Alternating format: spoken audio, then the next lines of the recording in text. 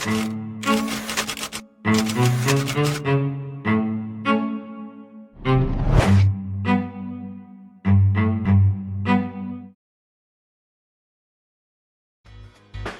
Event Planner will change the way you manage and run your business. Streamline all of your procedures and software into one easy-to-manage system. DJ Event Planner, the ultimate online planning tool.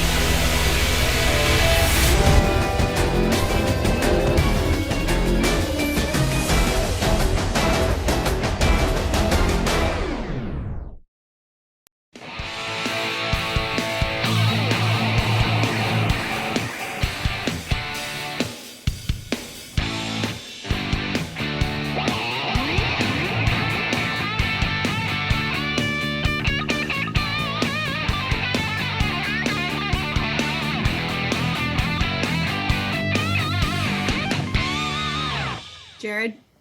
I'm still lamenting. We don't have an intro for this show. I'm still sad about it. In so many ways.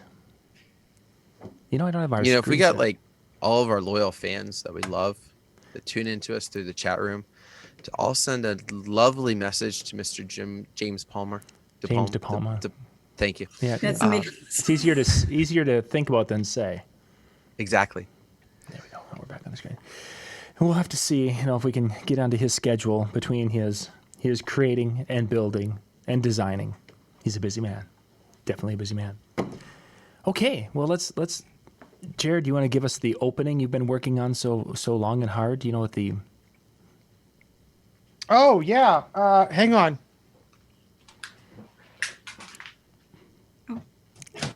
Oh.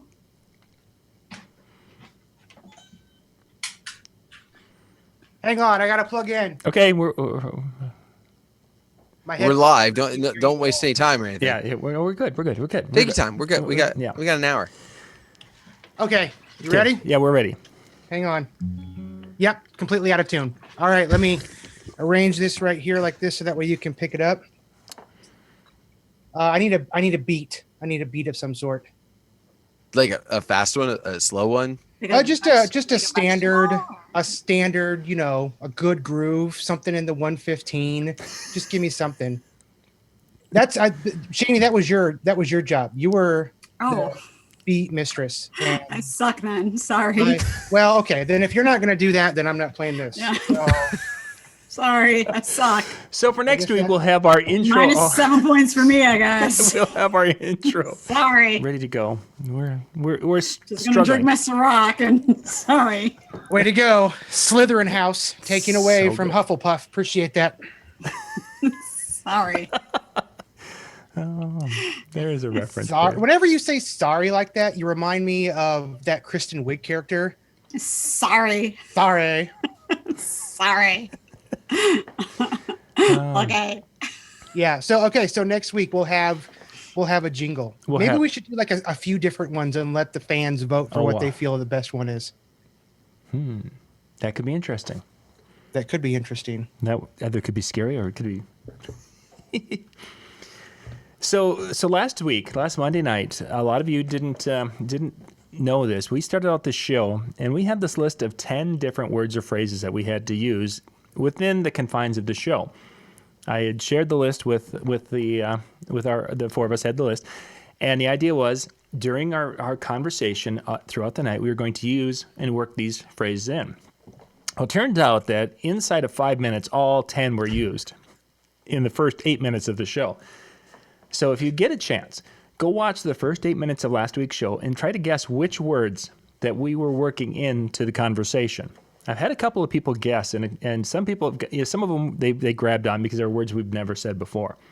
But a couple of them was actually interesting that they grabbed some words that weren't on the list that they thought, oh, you've never said this before. So if you have a moment, go check out last week's show, because every once in a while we do weird things like that. And actually, one of the things that, Jared, are you the one or Dan, one of you mentioned that we should let the people in the chat room throw out words to be used during the show. Oh, That yeah. had been Jared's idea. That sounded like a dumb idea. Yeah, it's probably true. Yep.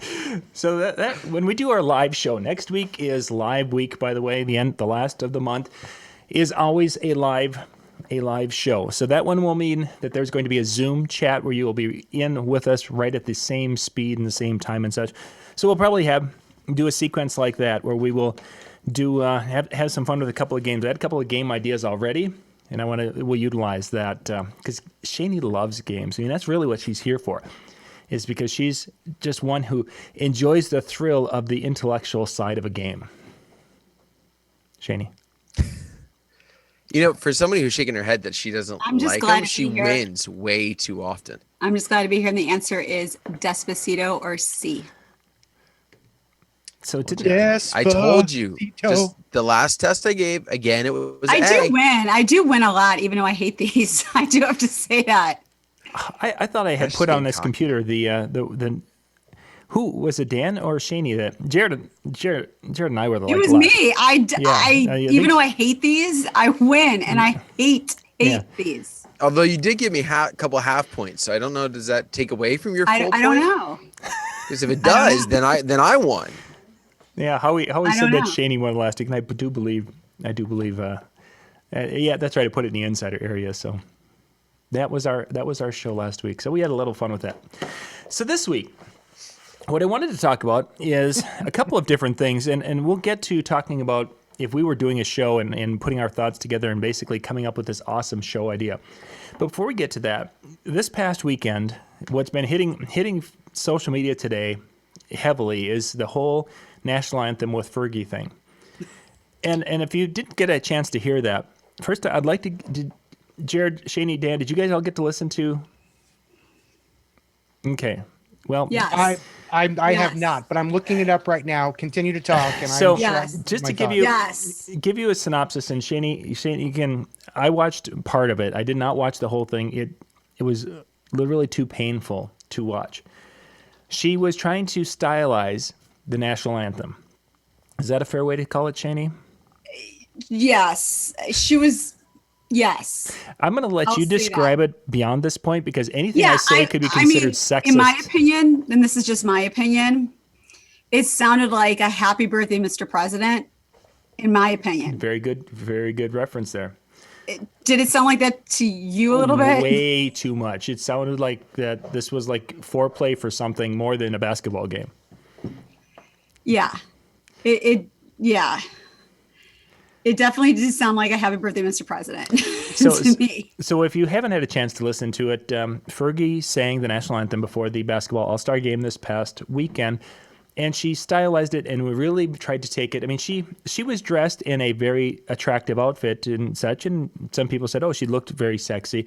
But then she tried to sexy up the national anthem. And as Shani said, the happy birthday, Mr. President was a reference to Marilyn Monroe singing happy birthday to John Kennedy. Very, very similar, except it didn't fly. It was something about when ESPN's doing a cutaway to the players, and they're laughing and giggling about how she's singing it and how she's trying to sing. And it's not that she can't sing. It's just... Now, you gotta think somebody closer would have went, not the best place for you doing this. No, not so much. I mean, they cut away to people, including players and other people in the audience that were watching. It wasn't, No, I mean, maybe the people around her. Somebody should have told her, like, hey, when we're practicing this, that's great at home with the hubby. Not here. She doesn't have a hubby anymore. And that's probably why she was advertising. Remember, they say always. He did come by with flowers today, though. I mean, maybe she did it on purpose, because he did come by with flowers today. Well, maybe that was the ultimate goal. She was trying, she was fishing. No. He brought flowers because that's what you do when you go visit somebody at a cemetery. That was her career, going in the ground. He's like, oh, here you go. Here's a few roses for you. Good luck with that. I had to stop listening when she sang Lights. When she hit light, I was like, nope, I'm done. Yeah, it was like the third, like after the third note. I mean, yeah, I'm not a singer, but. Yeah, I could see Reggie mentioning that he was watching it at a vet's home last night, and oh my goodness gracious, yeah, I'm sure in a room of vets, and they're all expecting a song that they can be proud of, and then to hear that, they would be like, what? I just saw Jimmy Kimmel. Even he's on there, like, yeah, what is going on here? Yeah, so it was not. It was, yeah. I mean, at first I was like, oh, is she drunk? Because I mean, it's possible. Anyone who's been to an All-Star weekend, it's a huge party. I mean, the whole entire weekend is a major party. It's just nonstop party and fights. it's just. I mean, it is. It's nonstop partying. So I was like, okay, maybe she's a little bubbly. I'll just say maybe she's a little bubbly. I'll give her that. She's going through some things. So maybe she's a little bubbly. But I just think she just tried to be sexy. Mm-hmm. She tried to do a little bring sexy back. But she tried to do that with the last, I don't know if it was the last song she put out, but a song she put out within the past year was Milk Money. Her album. Yeah, that new album that dropped. I don't know if anybody knows this, but she had an entire album that she dropped a whole album. Really? Yeah. See? I dropped it on the ground. It shattered into a million pieces. She actually dropped a whole album. Yeah, exactly. Yeah, it hasn't hit our radar virtually at all. Yeah. So I think she just tried to, she figured All-Star Weekend, she's singing the national anthem. This is her time to shine. I think she just should have done it the way she normally sings, how people know her to be, not no boo-boo. Yeah. So here's where we get into the lesson part of the things. There's two aspects that I wanted to talk about. First off, if there was any time that a performer did the national anthem that was so spot on that it was like, oh my gosh, this was awesome. Mm-hmm. And then I want it from the DJ perspective. There are times where we have to do something, and we are expected to do something a specific way, and yet maybe we want to spice it up and stylize it. Are there times or situations where people are expecting something done this way, and when we try to spice it up or stylize it or create more with that moment, that people would frown upon it? So those are the two angles I wanted to talk about this a little bit, because I think there are times where in our mind, it's like, oh my gosh, we need to take it to the next level. And the average person would be like, no, I don't want it there. I just want this. So twofold. Think about the second part. First off, is there a time that a performer has done the national anthem, but it's been like, wow, that was incredible? Anything that jumps to your mind? Here's my thing. I think there are times, there's certain things that you definitely could add your own style to. But I also think there are certain types of songs and other things that you can leave alone. I mean, like, for instance, Whitney Houston singing the national anthem, the way she sang it, like, incredible. I think Pink, even though she had the flu, singing the national anthem just, 2 weeks ago, a week ago? I don't know. I've been traveling. Yeah, I don't remember when she sang it. I think she did an incredible job singing the national anthem. Who is there to say how to sing the national anthem? Like, who sang the national anthem to say this is the way to sing a national anthem? So of course, everybody who's going to sing the national anthem is going to sing it their own style. But I just think that there's a right way to portray yourself singing the national anthem. And, I just think singing in the right notes, of course, is the proper way to sing it and to, to sing it properly. But everybody has their own style singing something like that because they want to be remembered singing a song like that. And of course, you're singing the national anthem. So, in my opinion, like, you got to bring it. Mm-hmm. Luther Vandross sang the national anthem.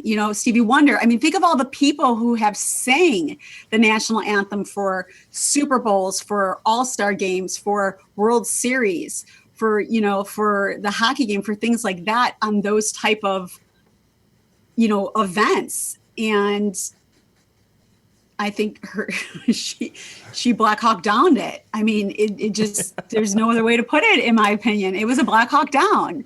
And for those that don't know what that means, like, you can Google Black Hawk down, because it just, it was crash and burn. I just think that, like I said, I mean, she tried to do it in a sexy style.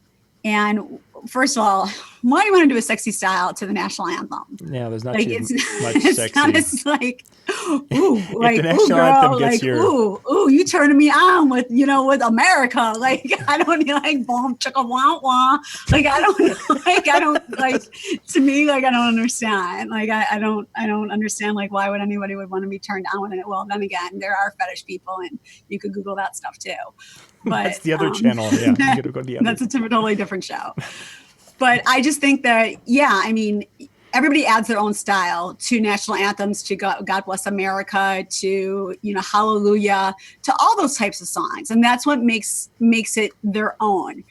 And that's why people have all their own renditions of those type of songs. And that's what makes people say, like, oh, I like this version better than this version. And even us as DJs, when couples come to us and say, I want this version of this, by this artist, because they like that version better.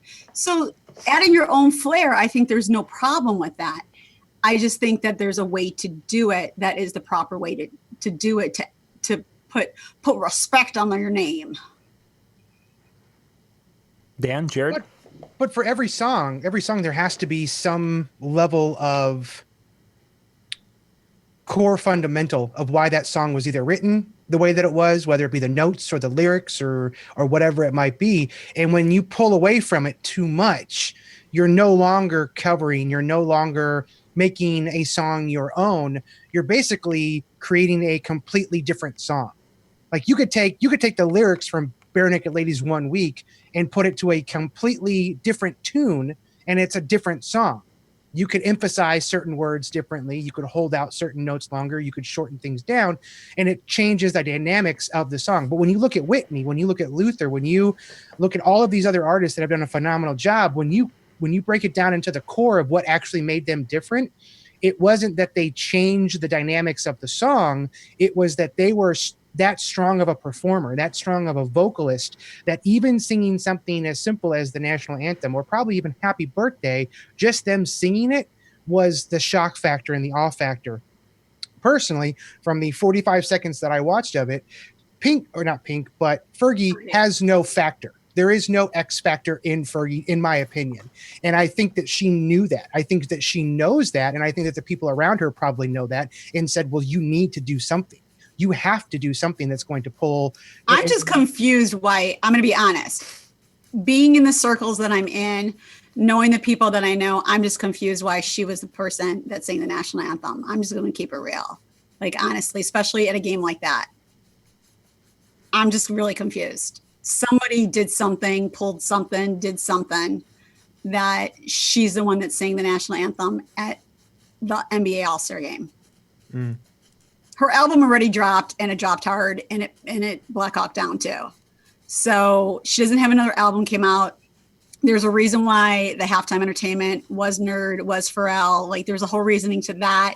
So I don't understand why Fergie sing. Like, I don't know. It's suspect to me. I don't understand. Something could be a money thing too. I mean, it might be that somebody stuck a lot of money into that. And yeah, as John mentioned, she needs the exposure. Needing the exposure still, that means nothing to the NBA All-Star game. That means nothing. Do you know how many? I was in LA this past weekend. Like, I did an event, I did an event for Jumpman 23. Like I was there. Do you know how many singers, artists, like there's so many stars there. It doesn't matter. Like it doesn't matter. There's so many other people, upcoming people. The whole freaking cast of Empire was there. Like so many people would have just been like, dude, I'll just jump in and do it. Mm-hmm. I'll do it for the exposure. I mean, there's so many up and coming people with their A&R reps there that were passing out mixtapes and CDs and USB drive, like so many that would have jumped in and have the exposure too. Oh yeah. Fergie is still part of Black Eyed Peas. She doesn't need exposure. Like she just personally doesn't. Yeah, her album bombed and she needs to pick herself back up. But there's, like I said, something suspect's going on. That's my opinion. That's just me. I don't know anything. That's just me saying that. It could very much be very similar to what a couple years ago it came out that Super Bowl in their halftime was you had to pay to play. You had to pay to be the Super Bowl halftime. It wasn't enough for them just to say, we want you to play, and you say, okay, and do it for free, or even, say expect to get paid for it. You had to turn around and pay. Yeah, but not here. Not, yeah. Well, and you're right. I don't know any story beyond that, but assuming any type of circles were similar with that mentality, there could have been the idea of, okay, the album dropped, didn't really go anywhere. Here's a chance. Let's try and rejuvenate something. Yeah, but the album dropped in the summer. Like that was that whole MILF thing. I get that, but what I'm getting at is an attempt to maybe try and rejuvenate, very similar to Lady Gaga when she was doing Super Bowl. Her album had actually come out. Some of the songs that she sang were released months beforehand. She did them in the Super Bowl, and suddenly they were getting huge airplay because suddenly it was like, oh, I think I like that song now, despite the fact that I heard it 6 months ago and didn't. So again, I'm not saying that's happened. I have no clue. I'm just here, whatever. But I wouldn't be surprised if that was some of the mentality behind her people's push in getting her in there. Very possible. So according to Yahoo Music, because I was doing a little search on this, I wanted to find out who they recommended or they thought was the best singers of the national anthem. Yeah. They had Whitney Houston at number 2. They had quite a few, a couple of notables in there that they had Beyonce very high, Faith Hill, Kelly Clarkson, Carrie Underwood. But number 1, Roseanne Barr.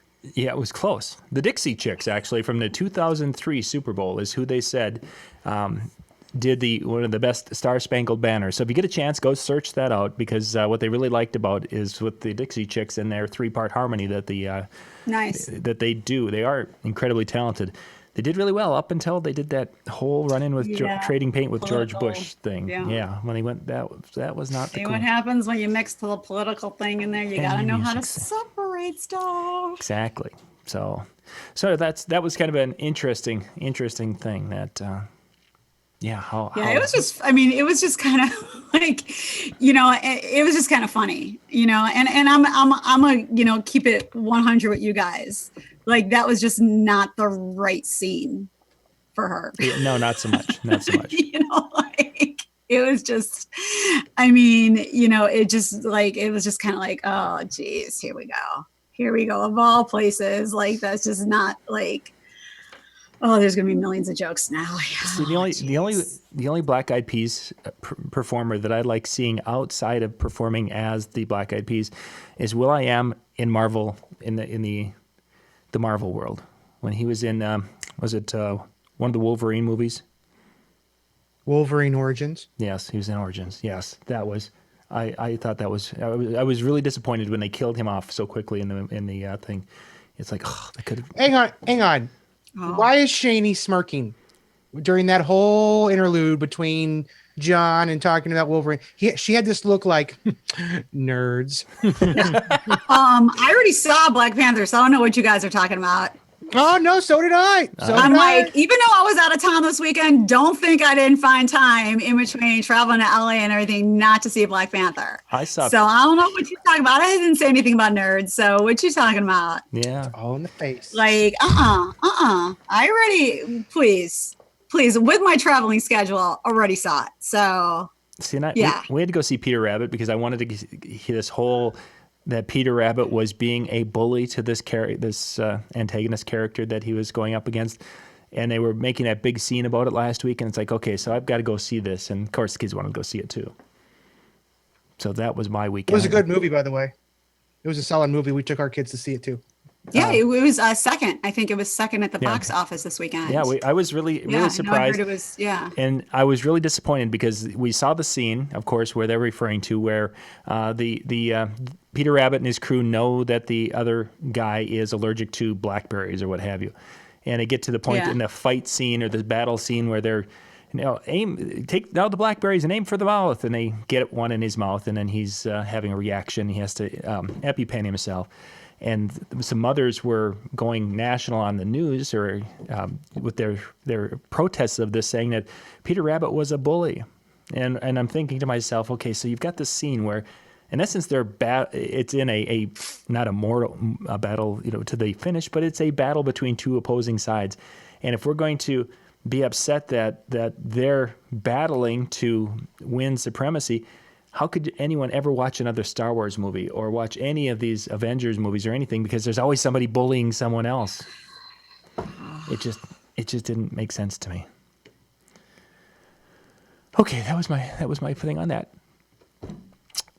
Okay, so let's continue on now. So for times as a DJ, when somebody wants something done, and what jumped out to me in this particular case, as far as when I wanted to make something bigger than what it was an introduction of a first dance that I was working with a couple this past summer, and they had a beautiful story, and they had just this really cool thing, and they had this moment of that they wanted to share, and they wanted to do something really neat with their first dance, and I wanted to get the crowd basically get the attention. I wanted to pull everyone in and kind of start to give a little background and start to tease what's going to happen. And I ran through the script a little bit of what I wanted to do, and I shared this with them about 2 weeks out and said, "This is how would this sound? What do you guys think of this idea?" And they're like, really, John, we just want you to go and just introduce this. And I'm thinking to myself, oh my gosh, there's so much we could do with it. We could make this really cool moment, grabbing the heartstrings of everyone. And then when you're up there doing your first dance, because this was the dance and this is the actual the spot where the two of you met, you're on the exact same spot on the dance floor. That's what they started weird on the dance floor. There's so much that could have been done with it, but they didn't want to do that. And I'm thinking to myself, did I mess up by not pushing harder, or would I messed up by doing that? I did what they wanted, obviously. I just want to get your thoughts. What do you think when you have these moments where you could do so much more? You know that it could be this great thing, but they just want the average. It feels like a letdown a lot of times. Biggest moment where that happens for me is the end of the night. And I start, when I'm sitting down, I'm going through the meetings, and I start talking about the last song, and what do you want to do? How do you envision the night ending? And they go, I don't know. We just thought it would end. It's like, oh, okay. So let's talk about different options here. And they're like, just play a slow song, something, just put something on, and we'll dance to that, and that'll be it. And it's just like,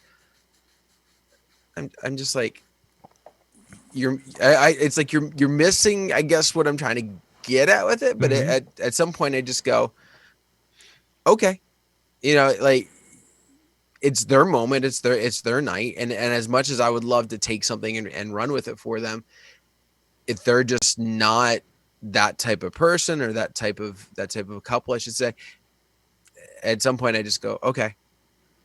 I wonder I'm putting that in my back pocket for the next couple. I wonder if there are couples that allow fear to overtake what could be a possibility. As an example, you have something that's going to happen, a first dance.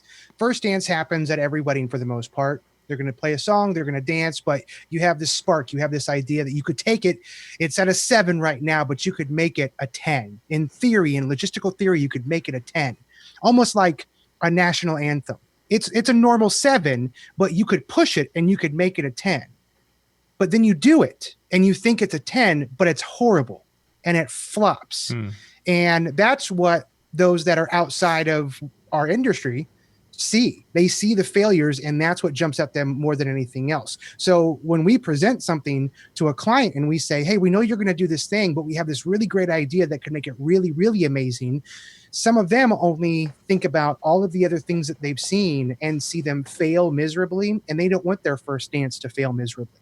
They don't want it to be that memorable thing, but that memorable aspect of it is a negative memory. And so they default and say, no, we're good. We just want to go with the standard. We want to go with the secure. We want to go with the trusted source and the trusted way of going about it that we've seen at other weddings and we've seen you do at other events and whatnot. It's honestly the hardest part about trying to convey what that idea is conveying the security of trusting me or trusting any of us that it's going to happen the way that it's supposed to happen. When you explain something, I could tell you a story that would move you to tears. I could tell you a joke that would bring laughter upon your face. I could say that I could do all these things, but until I do it and until they see it and they experience it, they're never able to fully trust you and know that that's actually going to happen unless they've experienced it themselves. So when you're trying to sell them on something that they've never experienced, that they've never seen, that you can't show them because this is a very unique idea, you're kind of setting yourself up for a lot of pushback. And even me, when I say something out loud, especially to a couple, sometimes it doesn't come out the way that I'm thinking about it in my head. So it's you have to be so secure. You have to be so set that this is definitely going to work, or have a proven track record that it's absolutely going to work. Otherwise, they're going to default. They're going to go back into that fear factor. Jared, and I hadn't even thought about this until you were just talking about the fear factor. I think one of the big issues I might have had was that he and she both were very emotional people, and I know that that there was a little concern that he had mentioned a couple of times during the ceremony. I don't want to be crying during the ceremony. I wonder if where I went wrong with that is I was talking about the emotion that we're able to build in the room, and we're going to be able to grab everyone by the heartstrings in essence, and building that up at this moment that is going to bring a tear to the eye as a person's, having this beautiful moment on a dance floor type of thing. And I wonder if I sold it too much to the point that he and maybe she were worried about, I don't want to be crying during my first dance. I hadn't even thought about it from that perspective, but that would have definitely fit this particular couple, that they are that type of person, but they didn't want to be that type of person at that exact moment. Because I was a few times where they said specifically, when we walk down the aisle after we're married, we don't want to have the ugly cry face going on. I didn't put two and two together until you were talking about that fear thing. That makes perfect sense.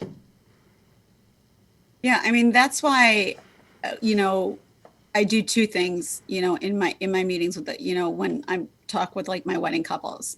One thing is I also explain to them, if like they really don't know what they want, I'll explain other situations to them. So then they'd be like, oh, I never thought of that. Okay, yeah, we want that. So things might change their mind, or they'll be like, we get that, but this is what we want. So at least I know I gave them other ideas.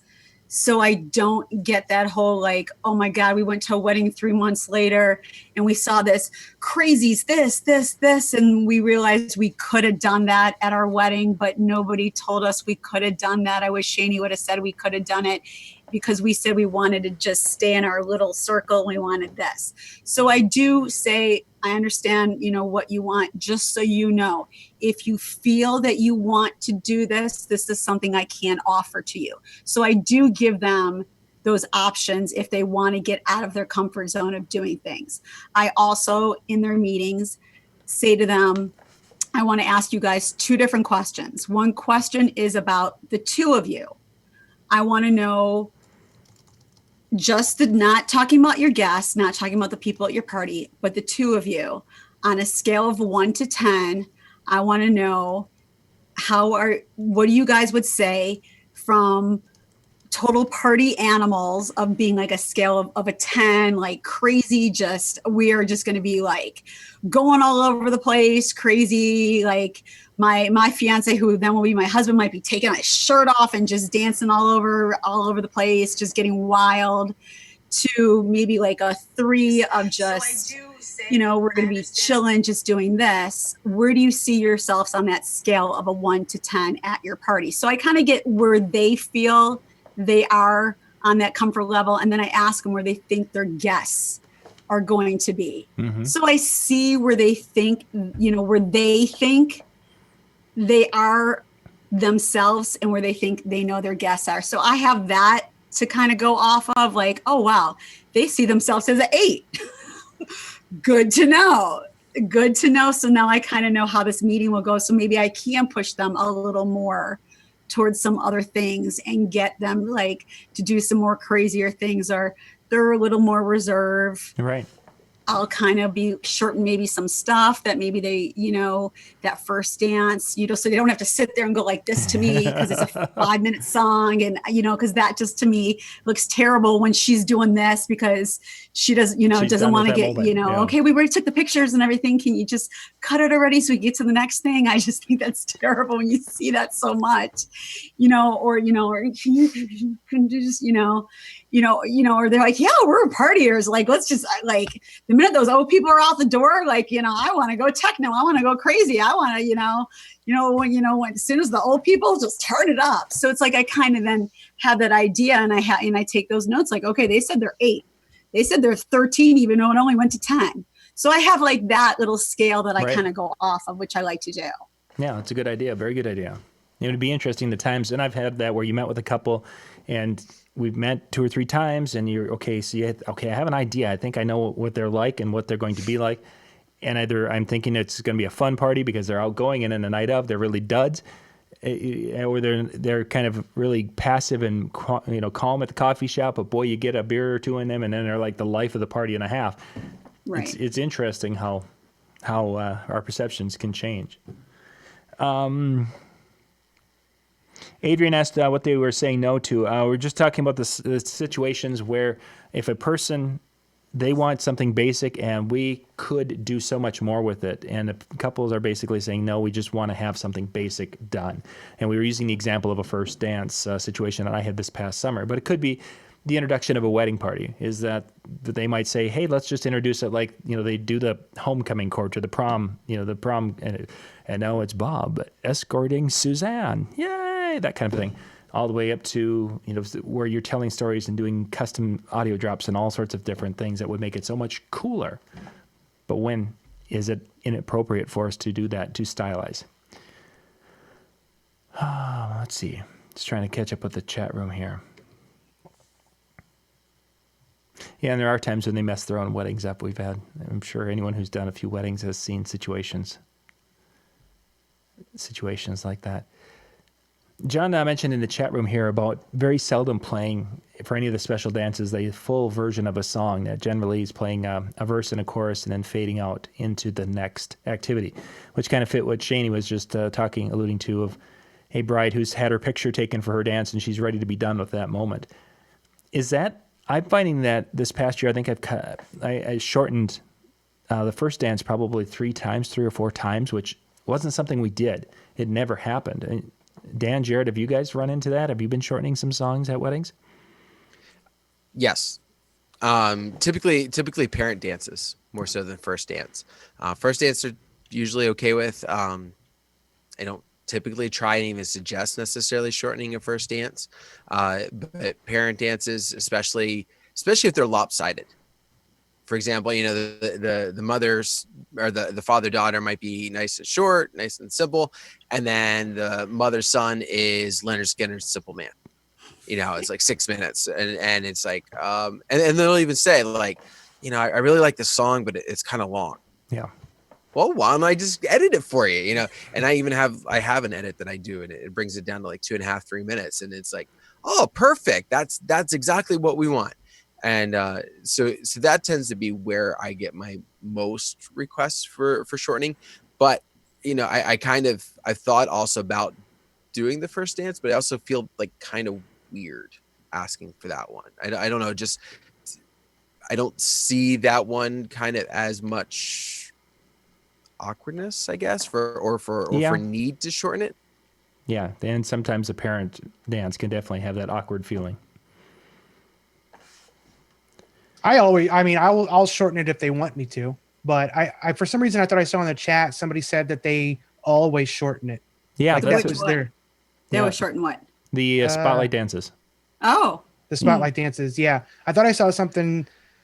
I don't know if it was John or somebody was, but they were saying, they always shorten the song, and I will never, I will not touch that song unless that bride and groom or that couple tells me specifically we don't want this entire song, because there's a reason that they chose that song. It might be something super significant to them, or it might mean something that they it just could be a asked. verse at the end, Exactly. or some wording or something. And honestly, if this is what you do, you can watch them and you could kind of tell, like if they really want to stop dancing, you could kind of see it. You can't. Ooh, a segment for next week's show. Shaney's tips or cues that it's time to change the song. When to know to do certain That's things. Right. When you see them doing I feel like I've heard Randy Bartlett talk about this before, the idea behind the shortening of the songs. Yeah. And just, from the standpoint of, listen, it's great. You want to get up there, you want to dance with them, let's talk about this song. Why is it important? Oh, it's just because I've found a great song to dance to. Okay, well, let's dig into this a little bit more. Is it significant, or you just think it's a good one to dance to?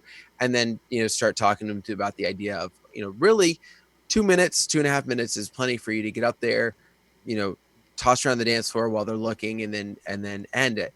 And kind of Shani with what I guess you alluded to a verse being cut at the end, but a lot of times when you're looking at it, you can easily cut 30 seconds, 45 seconds out just by cutting out one of the choruses that gets repeated like 5 times at the end. Yeah. That's typically, in fact, where I'll end up taking a lot of my stuff out. If I'm not taking a verse out and I'm just taking out a chorus or two, a lot of times they're repeating it, pull it out. As long as you don't have a key change, it's actually pretty easy to do. Key change, a little bit harder, but still doable. And like I said, like in my last, when we talked about this last week, or I don't know if it was last week or the week before, I don't remember. Sorry, guys. When I said about, I don't have a timing of like my meetings with my clients, of course, like at my office, I could sit there and like pull my laptop out and play music. I'll play the song. If they're like, wait, can you play the song for us so we can, here you go. And I'll, and I don't mind playing a 3-minute song for them. So they could be like, yeah, you know what? Yeah, let's play the whole song. We can, we like it. If that's what's going to be the comfort level for them to listen to the song, I don't mind playing 3 minutes for them, or even, but here, you guys listen, I'm going to go to the washroom, or so they could sit there and talk about like, honey, this is where you could dip me, and this is where I'll take the lead. And, they could sit there and talk to each other about, what they're going to do or something, or be like, here, can you start the cue at this point? Because I love when they come to me when they're like, oh, it's at 8 seconds. We want, it's not 8 seconds with our DJ cues. I don't know where they're getting 8 seconds off of what iTunes or what little cue they're getting off of their Walkman back from 1982. I don't know where their 8 seconds is from, because it's definitely not 8 seconds. That when we cue it up on our computers. So I love when they give me that 8-second cue, and I'm like, here's 8 seconds. They're like, no, that's not 8 seconds. I'm like, it is 8 seconds. You mentioned 8 seconds. I had one couple that she sent their first dance song. Okay, this is the song, and we want you to cut out from 125 to 135, and then from she had 4 or 5 different spots she wanted cut out, and of course, as you say, our version that I had nothing lined up. That was like right in the middle of a whatever it was. So it's like, okay, do you want the chorus cut or the verse cut? What did you want cut? It's almost like, give me words, give me as specific as possible, because I don't know like where your 8 seconds are from. Like what if you're doing it from a Walkman, from a CD player, from I don't know where your 8 seconds are coming from. So this is exactly what I went through just the other day. I had a phone call or a Skype conversation.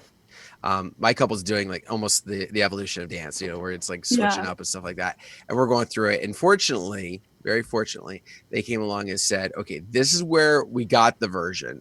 So this is this, even giving me links to stuff. And like, okay, we want this, we want it to sound this way. So I've got at least a little something to go off of, rather than just saying, oh, I want 1 minute to minute 30. What I've noticed a lot of times when they do ask, it's close enough that I can say, okay, we're talking a verse, we're talking the chorus. It's not, obviously I'd admit it if we're in the middle of a verse, that's not what they were intending. So usually I adjust and I don't even tell them that, oh, that wasn't the time, and just see what they say. And like I said, most of the time it's like, oh yeah, that sounded great. It could have been completely different from what they wanted, but it's just like, oh, I like that. Yeah. Okay, we've got about 15 minutes. We're going to take a quick little break, and we'll be back, and we're going to get into tonight's real official topic. We'll be right back.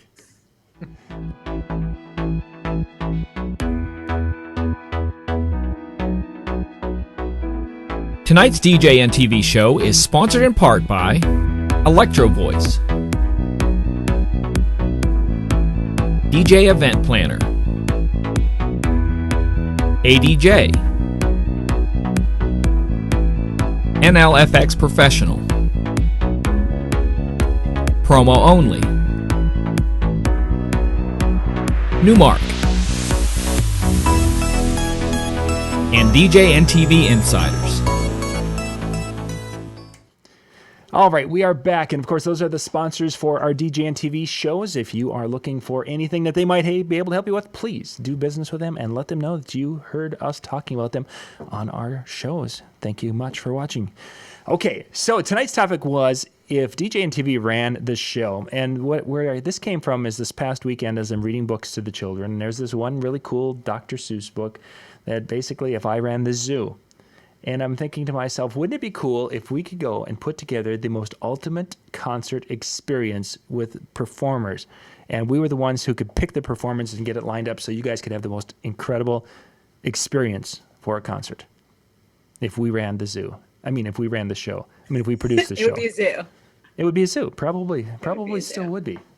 So that's our thought. So we're going to spend a few minutes here talking about some of the components and some of the performers and things. If we were going to put together the ultimate concert, that would be the ticket that basically people would have to buy, because this is it. Now, the only thing we're going to do is we're going to limit it for performers. They have to be alive and it has to be possible. But again, money's no issue. So there's our guidelines.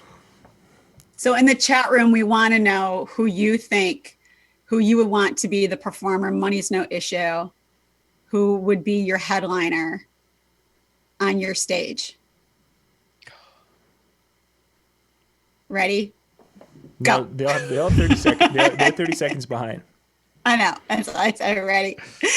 Go. So who would it be? No, not music programming so much as a live performer. Yeah, if we were going to be put together, artist, band, like somebody do a show, like a ticket, you would go see a concert. Live Nation, you would go get a ticket for a concert. Band, somebody you would go see at a venue, small venue, large venue, whoever you would go see. And John mentioned two of them. Mentioning for new Bruno, Ed Sheeran, and Justin. I was thinking a Bruno Mars and a Justin Timberlake ticket would be together, like Bruno and Justin in one show. They do some of their own stuff, and then they would work together on a couple of songs. And Fergie singing. I'm glad I'm not the only one who was thinking something like that. But Ivan said Bruno. Well, Ivan, if you really want to top it off, so you've got Bruno and Justin. And then you throw in a third opening with like a Luke Bryan. Howie, and an extra you get closing minus with Garth 5 Brooks. points for that answer. Howie gets minus 5 points.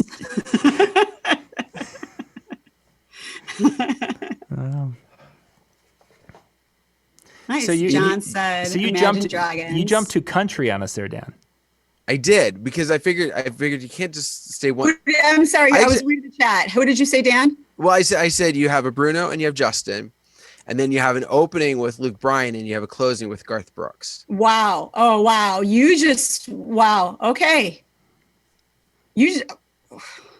Anybody else you want to join in with that? We said no money. Yeah, exactly. Well, I know. I'm just saying. You already went there. Is there anybody else? Well, sure. We could throw in a Billy Joel while we're at it, and Oh, well, now you're like okay. everybody. Get everybody there. No, actually, what's funny though? I would love to say Justin. I enjoy his music. I enjoy the Super Bowl. and the real and recorded part of it. But I played Justin this weekekend. Yeah. It was a school dance. New Justin or old Justin? New Justin. Flopped. Yeah. Complete. What did you play? I played Filthy. Because you don't have a remix. That's either you don't have a remix that's 115 or above. That's why? Yeah, but it may have made a difference for this crew, but in the same respect, this crew is asking for most everything around 70. So we're not talking. I mean, when I was getting up high they were enjoying it and they would respond to it. But when I was getting a request, it was for everything 70 to 70, 65 to 75. So speed possibly would have maybe helped, but it was just kind of one of those things, like I'm playing it and they're like, okay, we're going to keep going. I mixed out because I was just like, this is crazy. I was not expecting that.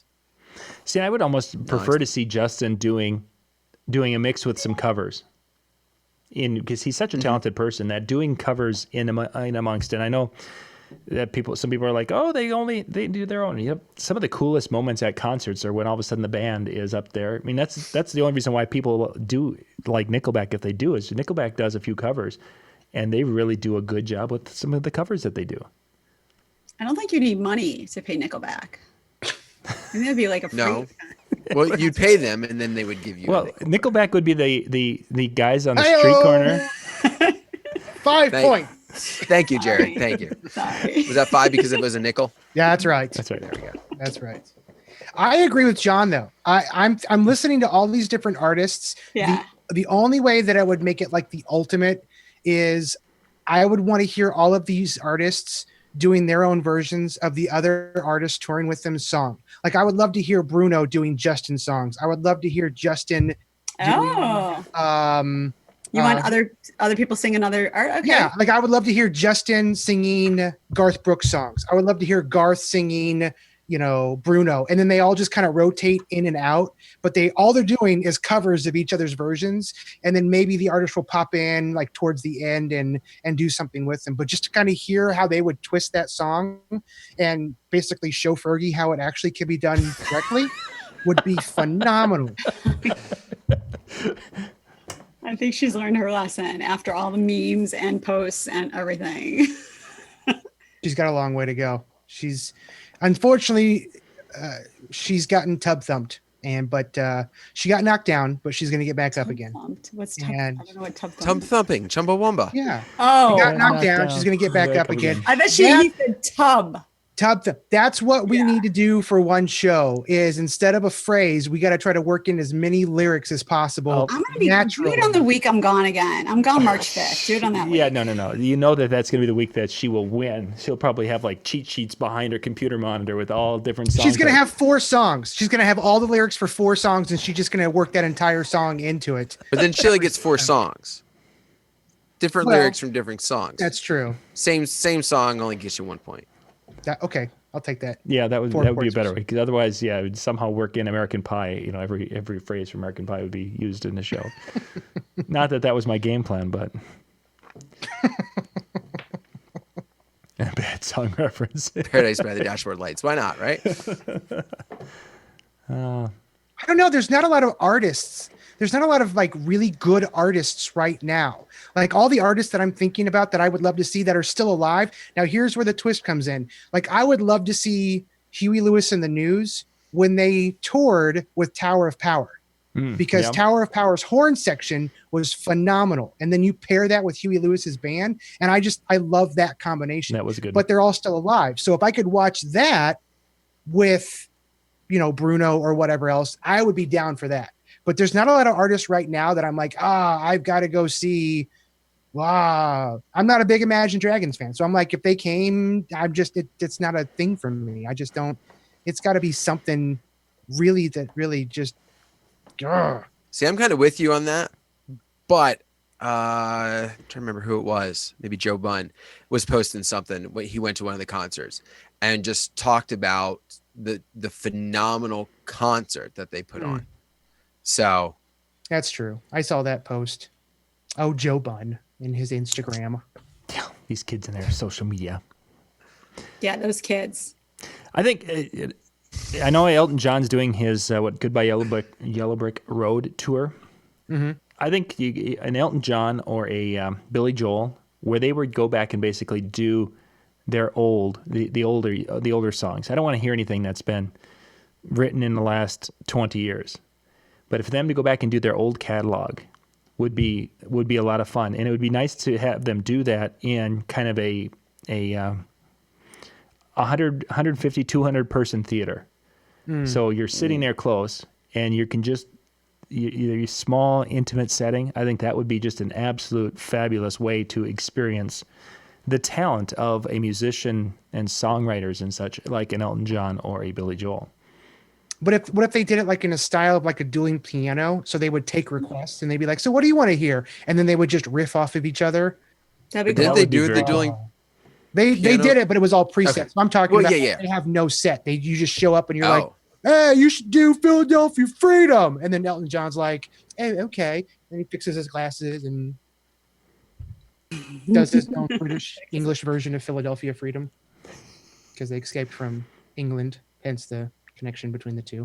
It was a stretch. I was hoping that somebody would just latch on there with me, but nope, you let me drown. He got hit with beads in the face at his concert this past weekend. Elton John.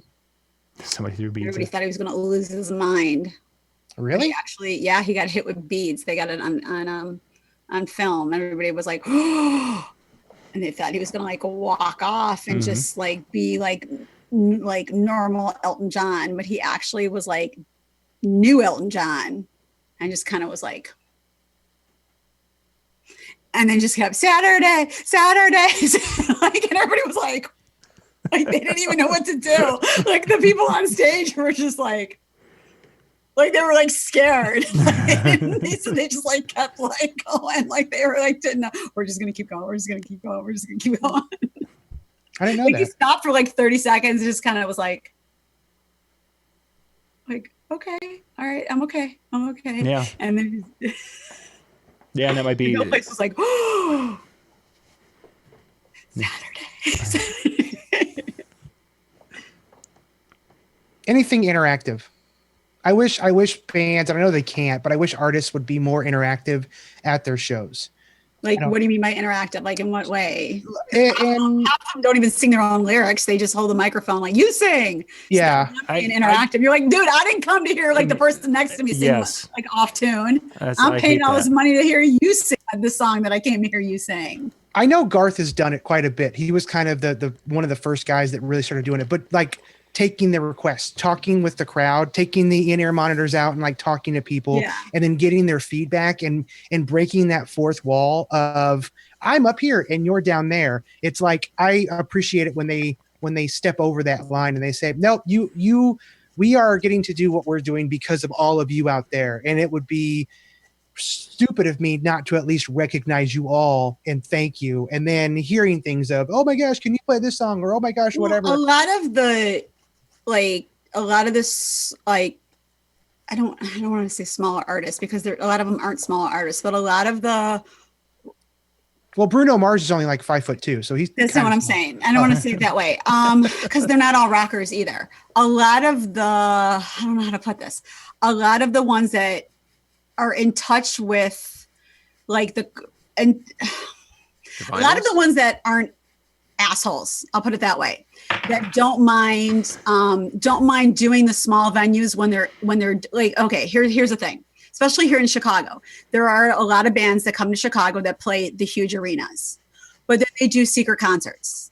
And the secret concerts are at very small venues. They don't make it known, but they play these smaller venues because they like to do those intimate, exactly what you're saying, Jared. They like to do these intimate concerts where they're on top of the crowd and it's like a 50 to 75 person venue and they love it. Yeah. Where other people will come to Chicago and not even think about doing those type of things.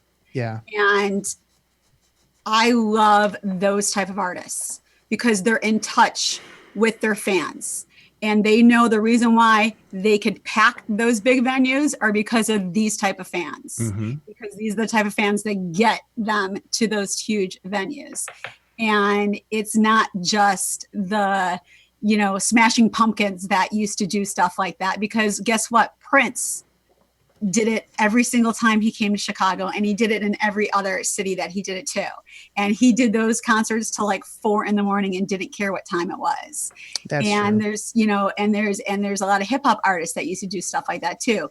And there were rockers, and there's country artists, and there's artists from all different genres that do it. And that's what I love, that you can't just say that it's just pop artists that do it, or it's just rockers that do it, or it's just heavy metal artists that do it, because they just have that love for their fans. And that's what I love about certain artists, that they do really, really love their fans. And even though they play venues where the tickets are $200 or however it is, they will make sure they try to do stuff like this where it's like either $5 to get in or it's free to get in. And they're doing a concert like this where, oh my God, did you see that tweet where they're playing at this venue, and it's free, and you're literally right here on top of them, and they're just singing their hearts out, and they're singing with you, and you're singing with them. And that, to me, that's what music's about. And that's what brings everybody together. And that's why I always say, like, music makes everybody happy. Music brings people together. To me, I think music just makes everybody just forget problems and issues and brings people together. Yep. Until the music stops. Because when you break it down, honestly, we are the world. That's what you're saying. We are the world. We are the children. We're not playing the game, Jared. I'm playing the game. I'm playing the game every day. Every day I'm hustling. Every day. We could go on. There's many different. So Shani, obviously you haven't heard of this one. You were talking about, music is, kind of that uplifting and positive. Mm-hmm. You obviously haven't met this new artist called Taylor Swift. I'm sorry, who? Yeah, Taylor Swift. She got her name by the swift kick to the gonads of everybody that she dates. Yeah, yes. Pretty much. Yes, there's not much that's positive or that's uplifting with her music, unless you're the one who enjoys seeing a swift kick to the gonads. Oh, what about our song? Oh, that was that one moment. Oh, she had that one moment. Yes, music is feelings, and the feelings from a Taylor Swift song is a quick, swift kick to the... Oh, just shake it off. You'll be fine. Oh, sorry. I'm sorry. I'm so sorry. I don't know. I'm pulling you in. No, don't. Please don't pull me in. Don't. Yes. No, I'm already sweating. See? Yeah, no. You see the competitive juices are flowing. She's just thinking I'm about... sweating already. And she's trying to find... See, to really make this a contest, we would have to each pick 5 songs and share them with one of the others, so that... I'd pick 5 songs for Dan. Dan had to work lyrics in from those 5 songs. No. And then Dan would have to... I'm so excited, and I can't hide it. Want my songs.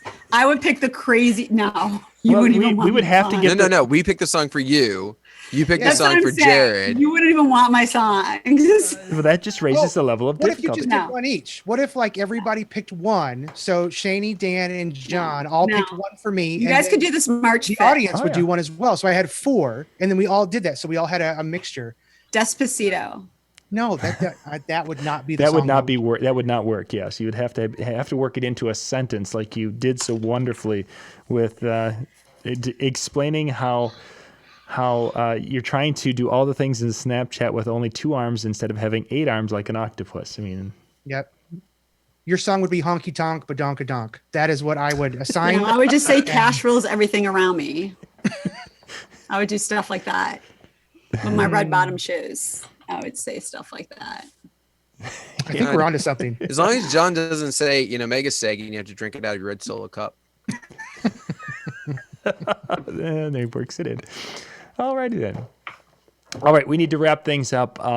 Next week is, of course, live chat week on DJNTV, so we're not going to be doing our regular programmed shows. We're going to be opening it up so you guys can jump in with us, and we're going to have a little fun next Monday night. Our regular crew will be together, but you will be joining us. Those links will all be shared next week for our show. So kind of put that on the schedule. There will be 2 shows each night, a 9 o'clock Eastern and a 10 o'clock Eastern. And they're going to have a variety of different hosts and such. And again, most of this, I should have them ready to be posted Sunday morning in that Sunday morning email that goes out. It should be a fun fun week once again. Last time was it last time or the time before we had a couple of 3.5, 4 hour shows. It was 2 times ago. It was just crazy. We had a couple that went long last time, and not quite as long. Yeah, that's right. It was long, but it was strong. Make sure I put my writer Long. together this time. But it was strong. Yeah, we really had and it. they're down to get the free. Anyway. All right. Thank you guys for watching. We'll be back tomorrow with our regular shows. You can check out that full schedule. Go to the Facebook page for DJNTV or Disc Jockey News, and right at the pin top is the schedule. And tomorrow morning, I believe we've got Thomas Heath kicking us off for the day. Thanks for watching. Good night, everyone.